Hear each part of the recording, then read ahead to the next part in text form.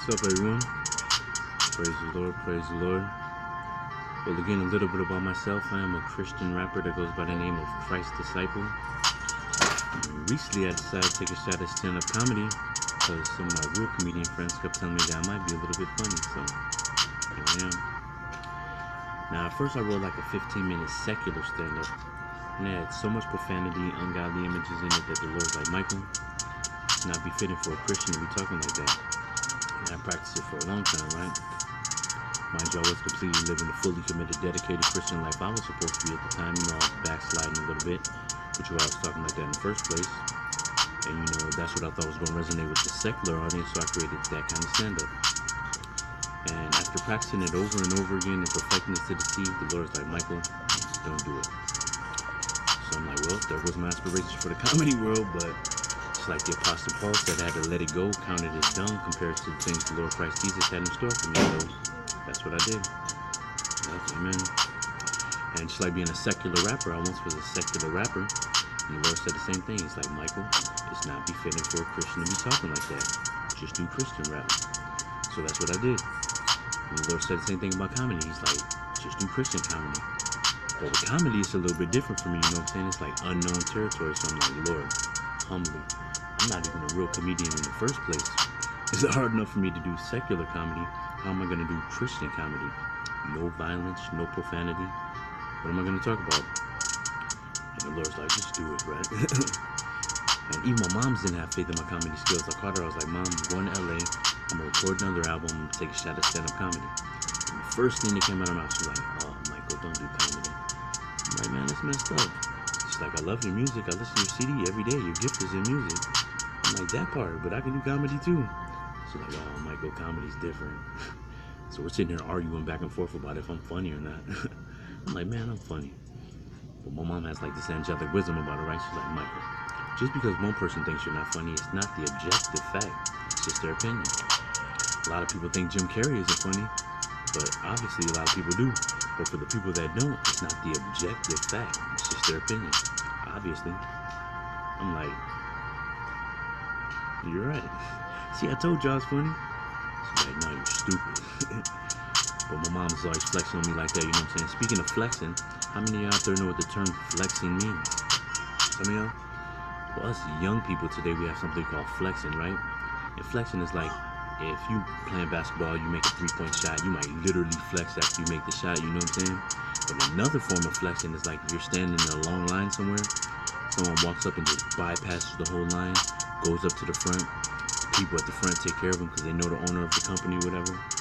That kind of individual is flexing their muscle on the whole line right now. They ain't literally doing like this, you know what I'm saying?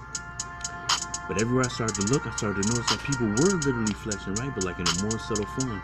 Like they might do like this, or a female might do like this. Like anything that'll put the arm in a flexing motion without literally doing like this, you know what I'm saying? Like I said, they might do like this, or a female might do like this. Like they're still flexing on you, but more subtly, right? And everywhere I started to go, I started to notice that people were flexing on me subtly, right? Like I went in Jack in the Box, I was like, yo, you think I need a glass of water? Guy's kind of restaurant, he gonna pick up the girl like this and say, when I'm done.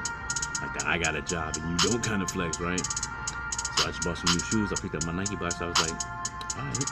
He's like, are those the new LeBrons? I was like, yeah, boy. But in my mind, I was like, yeah, boy, you can't afford them. Try to hit me with a I got a job and you don't kind of flex. But like sometimes I used to be going to Home Depot to stand in front of it to get some side work. I'm talking to this Mexican dude about working and working hard. He gonna grab his cowboy hat like this and say, everybody knows Mexicans are the hardest workers. I'm like, did this dude just hit me with a paisa flex? He gonna grab his cowboy hat like this. Everybody knows Mexicans are the hardest workers. I'm like, oh Lord, even the paisa's flexing on your boy. That's crazy. Or like some productive, responsible women in the world, they see me trying to do what I gotta do, and they see me, they be doing like this. But I realized like, that's just a salute flex. You see the arm is in the same motion. Basically they're saying, I'm flexing on you, but I still salute you though. So I grabbed my little flashlight, turned it on, hit him with the enlightenment flex, like, that's all good. But for real, like, everywhere you go, people are flexing on you subtly, even down to the minutest thing. Like, if I walk up to a crosswalk, and there's a person next to me that has a bike, they'll hit me with the I got a bike and you don't flex. They'll lean on the handlebars like this. I'm like, bro, is it really that serious? You gonna lean on the handlebars like this? Like the I got a bike and you don't kind of flex. Or like back in my starving artist days before I accumulated over $2 million last year. No, I'm just kidding. But I used to go to the grocery store and I used to ask people like, yo, you think you can help me get something to eat? And I started noticing a lot of people leaning on the shopping cart like, yeah, I probably can do that.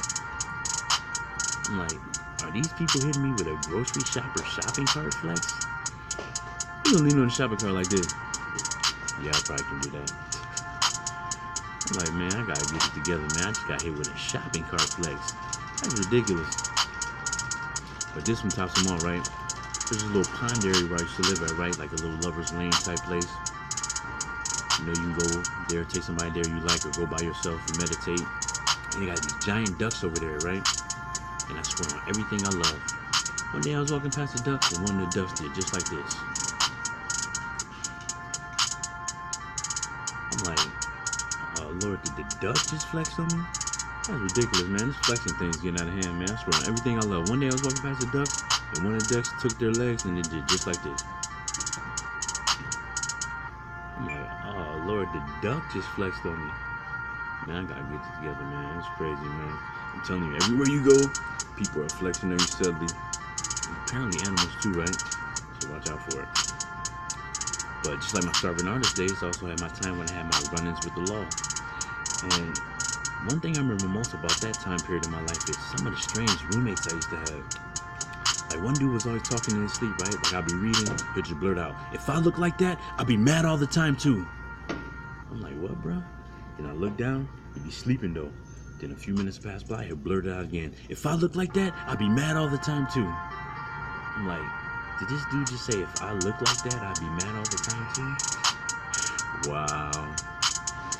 And he always had like a strange interpretation of the news. Like we'd be watching the news, he'd say stuff like, everybody wants to be black until they start talking about police brutality, or everybody wants to speak Spanish till they start talking about deporting people. I'm like, man, you're a funny dude, man. He even had like a strange interpretation of things going on inside the jail. He said stuff like, how is this dude gonna come in here off the street, used to be digging in the trash for food, and then come in here and complain about not getting a kosher meal? I'm like, wow, man, you got a unique way of seeing stuff, man. He said, how is this dude gonna come in here off the street and used to be digging in the trash for food, and then come in here and complain about not getting a kosher meal? I'm like, wow, man, you got a unique way of seeing stuff, man. But one thing about him, he's like way out of shape, right? Like if we behaved ourselves to bring like a video game we could play, or Xbox we could play video games, and after we get done playing the video game, he'd be like, I'm like, bro, we're just moving our fingers. He's like, I know, but that was an intense game though. I'm like, man, you need to get in shape, man. He's like, I know. But one thing about him, he's like always praising the Lord. But the way he praises the Lord, he'll be like a Tim Tebow, right? He'll be like, but he'll do it for everything, right? Like if he won at the video game, he'll be like, or even if they put an extra piece of bread on his tray, he'll be like, dang, bro, you stay Tim Tebow, boy. He's like, I know. Gotta keep praising the Lord, man. Gotta keep praising the Lord. So I just drop down and do a Tim Tebow with him, like, boy, I feel you. But yeah, he had a unique personality, you know what I'm saying? A unique way of using language. I be thinking about some of the rappers today too, right? Like rappers have a unique way of using language, right? Like the rap group Migos. How many of y'all have heard of the rap group Migos? Some of y'all? Well, Migos has a unique way of using language, right? And I was thinking to myself, like, man, what if Migos became pastors? I think if Migos became pastors, they'd be up on the pulpit, they'd be like, you know, on that day, the Lord was dabbing on them like the usual. I mean, y'all know what dabbing is, right? Like dab, right? I think if Migos became pastors, they'd be up on the pulpit, they'd be like, you know, on that day, the Lord was dabbing on them like the usual. Hey, that's my time, y'all. God bless y'all, man. Chrizt Dizciple, comedy.